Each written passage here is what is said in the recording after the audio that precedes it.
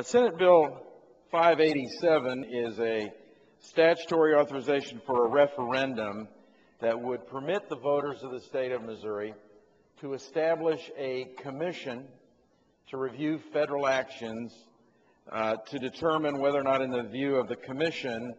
the federal government has exceeded its authority in the course of the preceding year in any instance and gone beyond the enumerated powers and the authority granted to the federal government and limited thereto by the 10th Amendment to the Constitution of the United States. We, as a state, have the ability to challenge excessive federal action in federal courts. What we really lack is a mechanism for finding a cause of action. And this bill would allow the voters of the state of Missouri to create a commission to be comprised of 7 members, 2 members appointed by the governor, 2 senators appointed by the president pro tem, 2 House members appointed by the Speaker of the House, and 1 member appointed by the Chief Justice of the Supreme Court to serve as 2-year terms as commissioners to review federal action. It doesn't presume that the commission would find federal excess, but it does create a mechanism for review. We've had a lot of commentary about the number of resolutions that have been offered in the General Assembly urging the Congress to act or not act in a variety of ways, and some have questioned why so much time has been spent in the state legislature dealing with federal concerns and federal issues. But one of the reasons for that is that the federal government has engaged in a broad number of initiatives that many would interpret to be intrusions into state sovereignty and into state matters.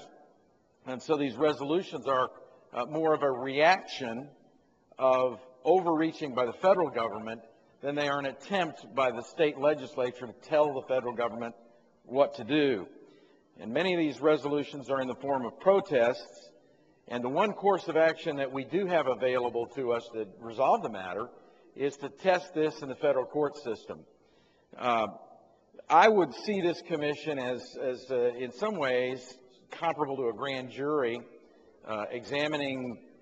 federal actions and then finding causes which would then be referred to the Attorney General for action. This does not include any compulsion placed upon the Attorney General to act, but it does provide the Attorney General a basis for action, a cause of action, other than just his own will or his own opinion. And as I said earlier, the Attorney General can file suit now, but I would think, and history has demonstrated to us, that Attorney Generals are going to be somewhat reluctant to take it upon themselves politically to determine that the federal government has acted improperly and to initiate a lawsuit. So this creates a vehicle for a reasoned assessment by